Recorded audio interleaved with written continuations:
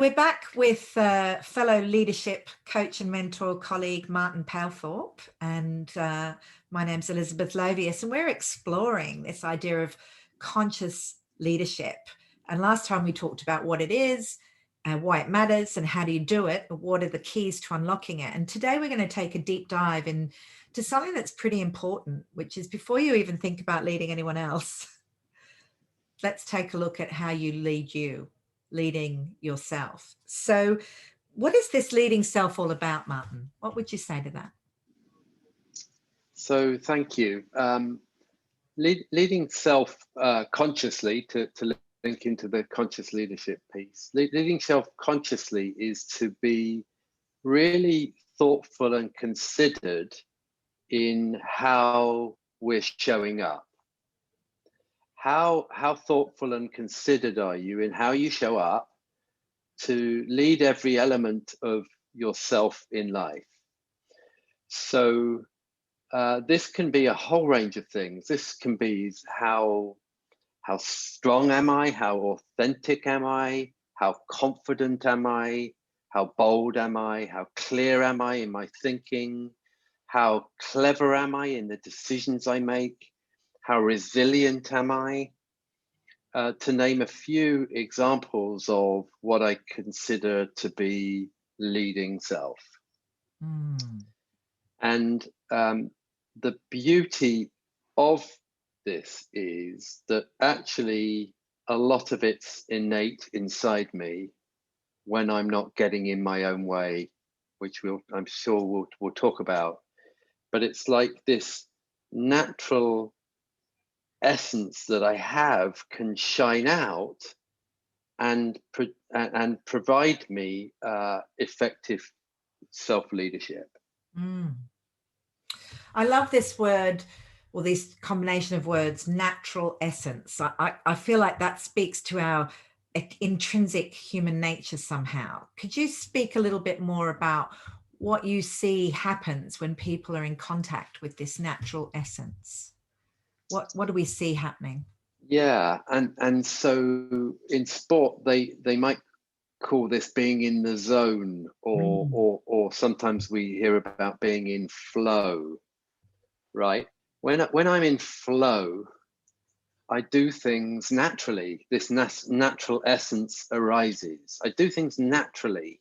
It's like we look at nature, we look at the birds flying in the sky. They're obviously doing it naturally. They're migrating, they're building nests. Everything is natural. And that when I access this natural essence myself, I'm doing the things that I can do in life and in leadership naturally. I'm showing up. When I'm confident, I'm doing it naturally, or visionary, I'm doing it naturally. I've got clarity in this state of natural essence. Life becomes easy and effortless, and at the same time, I can achieve some amazing things. I think we can all relate, can't we, to when we're on, when we're on fire. Kind of, it's happening through us. We're just being whatever we need to be being. We're being it without effort. I love that word, effortless, ease. So can you help us then, anybody who might be listening, understand why if it's natural and it's our essence, why we're not being like that all the time? if that's true, right? Because it doesn't look true some of the time, does it? So yeah. What's going on, Martin? Great question. So there's two reflections. Just the first one on what you said is that sometimes when we are amazing, we look back after it and go, oh my God, how did I do that? A pitch to a potential client, big piece of money, or whatever it is, and after it goes amazingly, and afterwards someone says, well, you were awesome. How did you do that? And you go, well, I don't really know. I just did it. So we seem to have this natural ability to be, or to get a piece of work done, right? I was working with a client the other day that's working on her a customer strategy, really key bit of work she's been putting off for a couple of months. And all of a sudden she got focused, and she broke the back of it in 2 hours. And she looked back and said, oh my God, it wasn't that difficult, was it? Look what I've achieved. So the first thing I'd invite our listeners to look at is that we have this natural essence, this natural ability to achieve stuff and do stuff really effortlessly. It's inbuilt. How do we get it? So first of all, we need to realize that it's inbuilt in any moment. But the second thing is we need to increase our understanding of what gets in the way of it. And what gets in the way of it is pretty much thinking. If we look at all the thinking that we've got, the thinking comes along and gets in the way of us being the best that we could be in any situation. Because I'm worrying, or I'm stressed, or I've got a story about what the client might say, or how I might look, along comes these thoughts, and they seem to hijack my ability in any moment. And so as we start to shift our relationship to the thinking that we've got, we develop an ability to access the innate capability more often, more easily. Mm. So are you talking about changing our beliefs and changing our thinking? Because there's a lot of things out there for that. Or are you talking about something else? Yeah, okay. So we're not talking about changing our thinking. We're talking about changing our relationship to the thinking. Okay, that sounds like a subtle difference to me. Do you want to just say a bit more about that? Yeah. So if I've got thinking that I'm to address your situation, if I've got thinking that the meeting with the client, I've got nervous thinking. I'm nervous that it's not going to go very well. So the old way is, well, I need to think positive. I just need to think positive. Yeah. So I'm gonna think positive, think positive, think positive. And really what I'm doing is I'm manipulating the thinking that I've got to try and be in a better state. Yeah. The work that we're involved in, you and I, and Unbounded, is different to that, because we're looking at the very nature of the thinking that we've got and shifting our relationship to it. So I'm often caught up in a whole bunch of thinking that is made up anyway. I have no idea how the client's going to react. So it's not about thinking positive about the client. It's about realizing that the very story I've got about the client is just a story made up in my head. It's like it's an illusion, because I've created this way of thinking that actually A, is not supporting me, but B, I don't even know if it's valid. It's just being created by me. So when I realize there's no validity in it, I can let it go without needing to think positive. So what I'm hearing here is that we can find ourselves in a pile of thinking, poo-poo pile, if it's a lot of negative thinking, right? Yeah. And we can be catastrophizing, creating futures that are really dark, where everything goes wrong, and we can then get anxious about that, right? So that I'm very familiar with, and I know a lot of my clients are too. And what you're describing here is not trying to change that exactly, but to recognize that it is a story we're telling ourselves, that we're recognizing that it's actually created in the imagination, even though it looks real. So, because it does feel real, right? Because I am getting anxious about that thing going wrong, and it looks like that thing might go wrong in my head. So it feels and looks real. But what you're saying is something about recognizing its illusory nature is the more helpful than trying to change it. Is that what you're saying here? Yes, absolutely. Yeah. So what we then what and this isn't just about things we might be anxious about. This is about every element of existence. It's not about, it might be that we've got listeners to this video who are very confident people and Mm, very successful people. And so this is impacting every element of everything.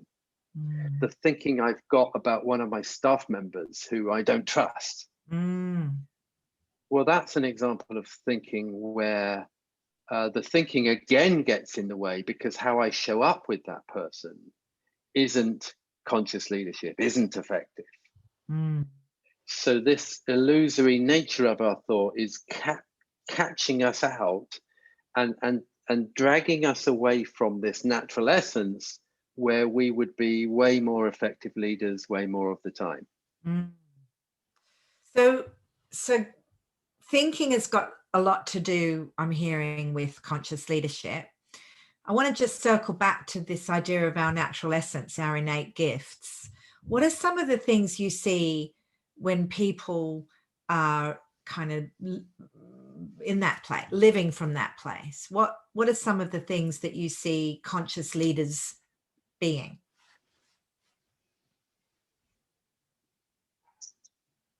I see them being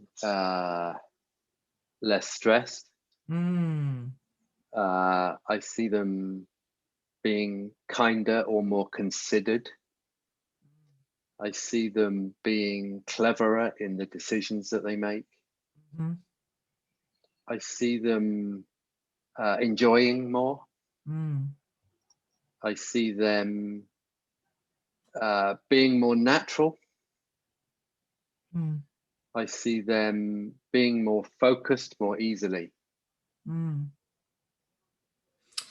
I love that. And as you were talking, somebody was coming to mind, one of my own clients who had the problem in this COVID time of being extremely successful. Some companies are twice as busy, and he's one of those.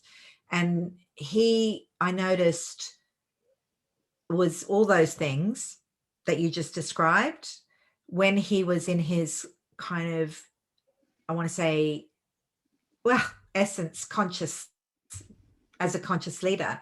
But every now and then he'd get what I call sped up, get urgent, get ideas that things were important now. And he had to, as the CEO, because he's a CEO like many of your clients, he had to think 2 years out and have every I dotted and T crossed. And then he would feel very pressured now to make a lot of decisions. And that was the only time I noticed it would shift for him. He would be in all those things, less stressed, kinder, cleverer, more capable, more grounded, more enjoying his role, until he got these ideas in his head that it was all urgent and pressured, and which I think is very common for leadership. And then suddenly those things would disappear. So how would you explain that? What would you put that down to? Well, it's another example of where our thinking gets carried away with us. It gets carried away with us because we are thinking about the future. And really, if you look at how the mind works, is it only works in this present moment now.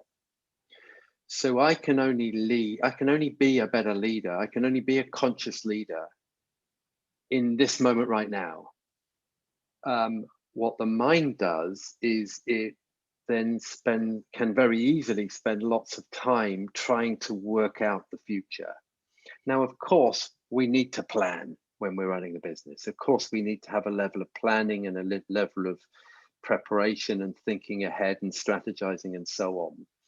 But when we do that too much, we get caught up in trying to work the future out to such an extent that we can get ourselves in a right pickle. Mm. So it's just another example of where thinking gets carried away with us that gets us tied in knots. Yeah. So it's a focus on ideas of what needs to be done in the future creates the stress now. That's what I'm hearing. You get the Yeah, feeling of the stress now, which is then clouding how you are now in this moment. And then yeah, that then is kind of a self-fulfilling thing. The more stressed you feel in this moment, the more things there are to feel stressed about. And it just snowballs from there.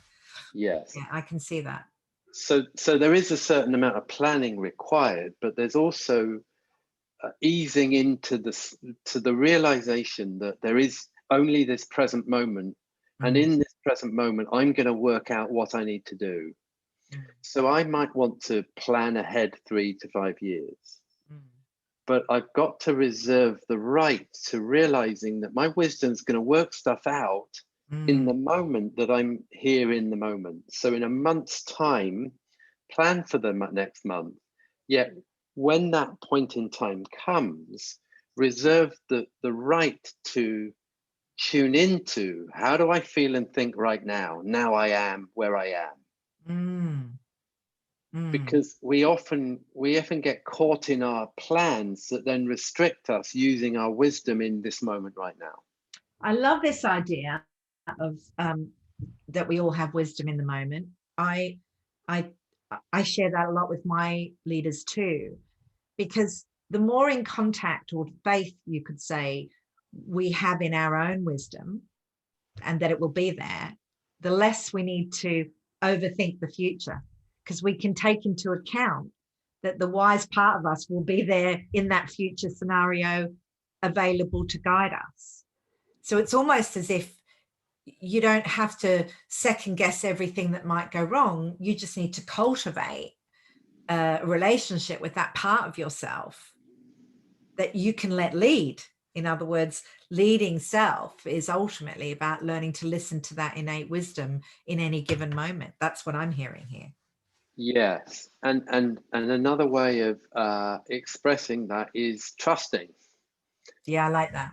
Now listen, I've got an important meeting in a week's time, and I want to do a bit of planning, but trusting that if I'm not caught up in my thinking about it in this next week, if I'm not caught up in my thinking when I'm in that meeting, and I can then trust this natural essence, this natural wisdom I've got that I can access in that moment to work out what to do.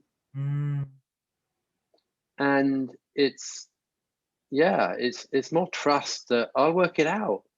I'll work it out. I've got the ability, the experience, the wisdom, the intuition that I can access mm, in any moment to work out, like we are in this interview, mm, Elizabeth. We have a bit of a plan, but actually we're kind of going with the flow and tuning into what we feel needs to be expressed from what you're saying, from wisdom. mm. Which is a lovely place to be, to know that you have something within that you can trust. Yes. That's very reassuring. Yeah. and Mm, and so a lot of business leaders could certainly do with tapping into that more. Trust they'll work it out. Trust they've got the wisdom inside them. mm, Trust they've got incredible potential that they can access in any moment. And the number one thing that happens when we really trust this is we live with more ease, less mm. stress and less struggle and less striving and less difficulty. Mm. I'd be remiss if I didn't ask this question that I would imagine people might have. Um, it's something like, well, why don't we trust this? You know, how come we're not trusting this? This, if this is innate and it's already there, why do we not naturally have this trust and faith? I'm seeing it a lot that people don't. So, Right. what about Wonderful. you? Yes, I see it a lot. And we might look at the mind, we might look at the intuitive gift of the mind to just work on its own. And then we might look at the other part of the mind, which is the inner voice, which is the rational mind. And the rational mind, it's like we've got two parts of the mind. We've got this natural ability that seems to operate on autopilot when we let it. And then we've got this rational mind, which is like the boss that thinks it needs to plan everything and control everything and make everything logical and understand everything and worry about things. And that there's a beautiful quote, an Einstein quote on this. But the rational mind is coming along and thinks it needs to manage and own and control everything. So really what this journey is about is to realizing, yeah, it's okay and it's important to have a bit of rational thinking here and there. But the real gift of the human mind is this infinite potential that comes from a place other than this authoritative, rational, logical, structured, worrying piece. Mm. So it's kind of, I know that quote. It goes, I think it's something like, the intuitive mind is a sacred gift, and the rational mind, its faithful servant. We've forgotten the gift and made the servant the master. Yes, beautiful. Thank you. Yeah. So what would you say if there were a secret to leading self and kind of bringing out, because you said earlier about being the best leader you can be, and that obviously leading yourself is at the heart of that. So what would be your final kind of piece of wisdom on leading oneself as a conscious leader? So my final words are to commit to a journey of wanting to be more clever in every element of how you lead self. And really, to summarize a lot of what we've been saying, there's two elements of that. To shift the relationship that we have to the thinking that we've got about everything, which can tie us in knots, and to access more of this infinite innate potential inside us. That's the key to leading self. It helps us live and lead way more powerfully and also way more easily. So just commit to the journey is the very, very, very first step to being conscious. Yeah. Lovely. Thank you, Martin. Thank you, Elizabeth. Yeah, great to talk to you again. See you next time.